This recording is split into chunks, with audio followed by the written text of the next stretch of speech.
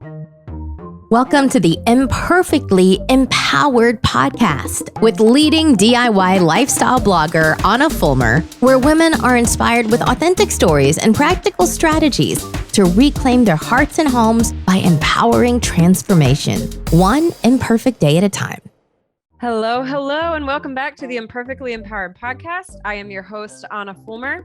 I have a question for you. You are not allowed to Google it. No Googling allowed. I will find you. All right. Answer this question. Tell me, what is whole food nutrition? What is whole food nutrition? Stop for a minute and take a quick stab at this. The phrase whole food nutrition is tossed around like candy in the fitness and nutrition industry. But the fact is, many people, I would argue, even in said industry, don't actually know how to define the term. So what is whole food nutrition? Whole food nutrition is a broad term that essentially means food in its most natural or whole state. Whole meaning it is minimally processed, modified, or refined without additives or chemicals. There are two labels the food industry has created in order to delineate that it is a whole food. Those labels are natural and organic. What we are going to talk about today is not only what are whole foods, understanding these definitions, but more importantly, does it really matter? Does it really matter if I eat whole food versus processed food? Natural versus organic? What makes the difference between natural and organic food? Well, you are in the right place. Let's break it down. All right. Number one, natural foods. So natural foods tend to be those that are minimally processed and do not contain any hormones, antibiotics, or artificial flavors. However, in the United States, neither the FDA nor the USDA has any rules or regulations that I'm aware of for products labeled natural. Take meat, for example. Beef can be labeled natural. That's not uncommon to see in the stores. It'll say natural on it, but the cows could still technically have been given growth hormones or antibiotics. Fruits and vegetables, absolutely all natural. However, they could still have been sprayed with pesticides or come from a farm that has been genetically modifying their crops over the years to yield a larger harvest. There's really no regulation for the term natural. This is where the organic label comes in. The organic label is strictly defined by federal regulations. When you see that green and white label, in theory, it is expected that the product was created with a set of farming and production practices that are defined and regulated in great detail by the USDA. So items grown from the earth must be certified by regulatory agencies that perform soil tests. And in order for a farm, for example, to even become certified, their soil must have at least 3 years of no pesticide treatment. The organic label, as I said, in theory, guarantees no toxic synthetic pesticides, toxic synthetic herbicides, or chemical fertilizers are used in production, and no antibiotics or growth hormones are given to animals. There are certain foods that are more worth their organic price tag than others. This is one of the most common questions that I get from this whole conversation with my fitness and nutrition clients in the Faster Way with Anna program. Is how to, are there certain organic foods that are more important to prioritize than others? Because let's be honest, not everybody can afford that organic price tag. I completely understand that. And there are certain foods more worth the price tag than others. One of the best resources that is out there, it is updated every year, is called the Dirty Dozen and the Clean 15. You're saying, what on earth is the Dirty Dozen and Clean 15? Well, these are lists that are updated yearly from the Environmental Working Group, or the EWG. And these are lists to help decide when you should splurge for organic fruits and vegetables and where you could save based on yearly reports of pesticide residue. So let me give you an example. This is from 2021. This is directly from the EWG's website, or you can look at the show notes from today's episode at hammersandhugs.com, and it'll have all these resources. So last year's Dirty Dozen 2021 Shopper's Guide to Pesticides in Produce. This means these are dirty fruits and vegetables, meaning this is where you would want to buy organic. Strawberries, spinach, kale, collard, and mustard greens, nectarines, apples, grapes, cherries, peaches, pears, bell and hot peppers, celery, and tomatoes. That was from last year. Clean 15. These are the ones that you really would not need to buy organically. You could save some extra money because these came up cleaner during their pesticide test. Avocados, sweet corn, pineapple, onions, papaya, sweet peas. There's mentioned frozen sweet peas, eggplant, asparagus, broccoli, cabbage, kiwi, cauliflower, mushrooms, honeydew melon, and cantaloupe. Listen, when you're looking at labels, it's one of those things where you still need to be realistic. If you cannot afford that organic price tag, yes, it is kind of like the easy way to shop. But if you can't afford that price tag, these lists are really helpful just to give you a sense of what may or may not be worth the price tag for that particular year. When you are looking at meat labels, if you are not buying organically, then try to find somewhere in the fine print if they mention that there were no growth hormones given. When buying packaged foods, if you aren't going for the easy organic label, again, be sure to read the label and make sure there aren't any artificial ingredients. Again, questions that I get a lot. What do I prioritize? So meat, you truly do want to avoid meat that was given growth hormones. You want to see if it says no growth hormones given. You want to avoid any packaged foods with artificial ingredients. Seafood is a question that I get. Ideally, you want to find salmon, for example, wild caught as opposed to fresh farmed. Wild caught as opposed to farmed.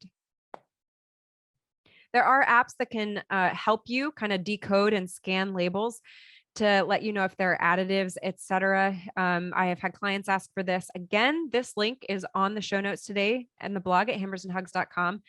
There's a link to some of the best apps for decoding food label ingredients. Hey, if you have better ideas, please include them, in the comments. Make a comment, go to the show notes today, make a comment below. I would absolutely love more suggestions. This is going to be incredibly helpful for my clients too, as I get these questions from them.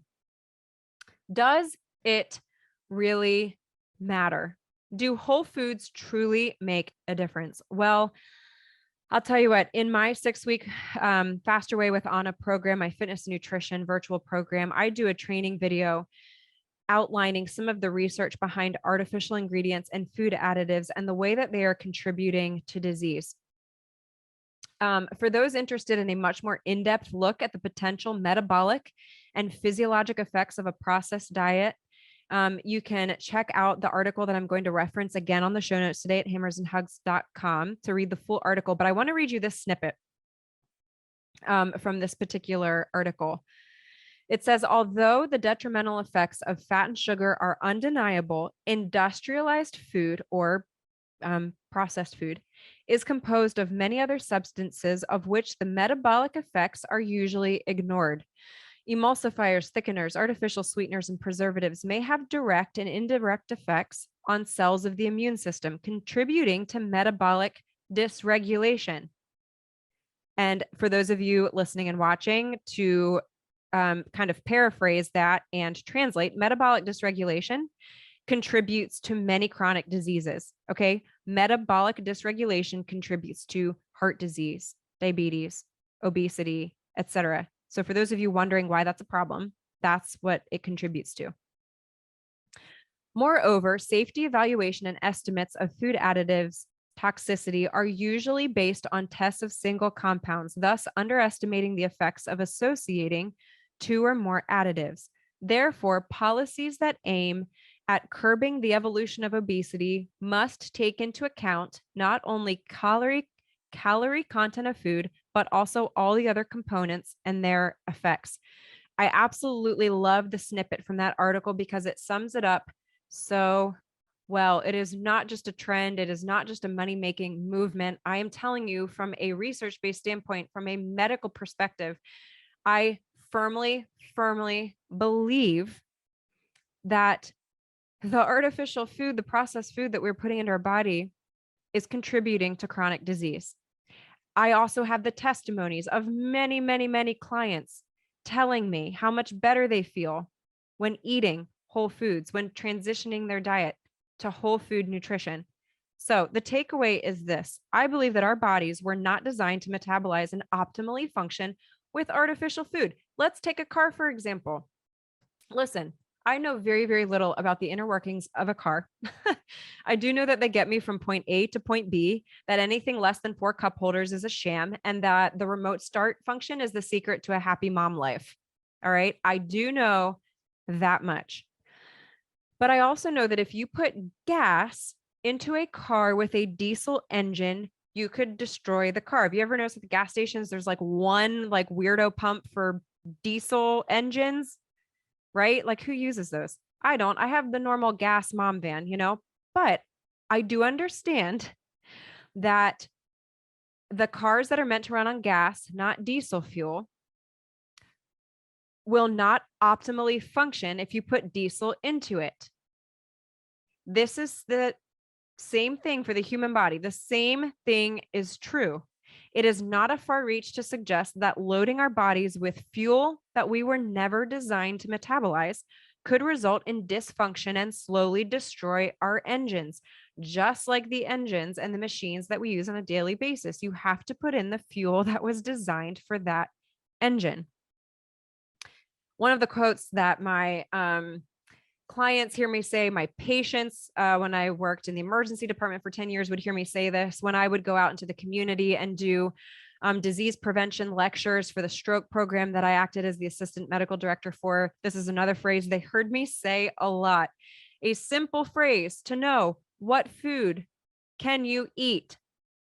If it is from the earth or it can give birth, then it is probably fair game. If it is from the earth or it can give birth, it is probably fair game. This has been said by people in a whole variety of ways. Mine just happens to rhyme. But if it is from the earth or it can give birth, then it is probably fair game. A tip to maneuvering whole food versus processed foods: another hack when shopping is to consider that the majority of processed foods reside in the center aisles of the grocery store. Approximately 80% of your groceries should come from the perimeter of the store. All right. Try to do the majority of your shopping around the perimeter of the store. Let me also be clear that eating organically is not the end all be all. It is not the end all be all. People joke around about, well, it's organic, so it's healthy. Listen, people, hemlock is organic. Hemlock is all natural. It can be organically grown. Guess what? It will still kill you if you eat it. The organic label does not inherently mean that it is healthy or that you can eat 500 organic burgers in a day and you will be just fine. Okay. Just wanted to clarify that. All right. Be sure to keep the right perspective. The organic label is not an automatic, green check mark, go for it. It just simply makes the process easier. I am not claiming either that eating organically will certainly prevent disease. Frankly, we don't have the research to suggest that. We really don't. I think it will be coming. But I do believe that prioritizing whole food nutrition and limiting or very strictly limiting processed foods within your home will help to promote a better quality of life. Let me give you an example of how we are proactively doing this within our home. We started eating organically after Caleb was born. So that was 7 years ago. There's a long story behind it. I won't get into it here. My clients hear me tell this story in my program, but the bottom line was my husband and I decided, Zach and I decided, that trying to prevent disease by eating whole food nutrition in our home was worth the cost. It was worth the investment. Let me make a side note about that transition. What was interesting is I was not inherently spending more money, because here's what happened. When I prioritized the organic label for food within our home, I bought less food. We adopted this quality over quantity mentality because it was kind of eye-opening to see how much food we couldn't buy because it wasn't available organically, which is a little eye-opening. So all that to say, yes, I think overall our food bill has gone up. However, not significantly because we ended up buying less. There were so many snacks that were just kind of eliminated because they weren't available organically. Now, more and more stuff is available organically. So I don't know how true that would still be today. This was 7 years ago. But just keep that in mind. Adopt a quality over quantity type of mentality within your home. Another note, I do not insist my kids eat organically and naturally outside of the home. Moms, I want you to hear this. Granted, my oldest is only 9 years old, so we will see how well this plays out as my kids get older. But this whole food mentality, we've prioritized organic food in our house. At a very bare minimum, it is all natural. When we go to other people's homes, when my kids go to their grandparents' homes, I do not take away the gummies that my parents always give to my kids when my kids are there. I don't take them away. I don't want food to become a burden to them. It can be taken too far. A phrase that my clients hear me say over and over again is food was meant to be enjoyed, especially the fellowship around it. I do not want food to be a burden for my children, so I try not to overly harp on food. Okay. And I will do a whole other podcast on how to promote healthy eating in your kids' lives. There's a lot of tips that I have. There's a lot of verbiage we use that needs to be changed. We need to refocus why eating healthily is important. That's a different podcast for a different day. But I do want you to just be conscious that for those of you who are like me and you are really passionate about whole food nutrition, just be very careful with your children, because I have seen this happen on both sides of the coin in my years, especially in the emergency department. You want to be very careful not to push your children into one extreme or the other. Try to maintain some balance. We prioritize whole food nutrition in our home. Outside of our home, we just simply want to teach our kids disciplined moderation. All right.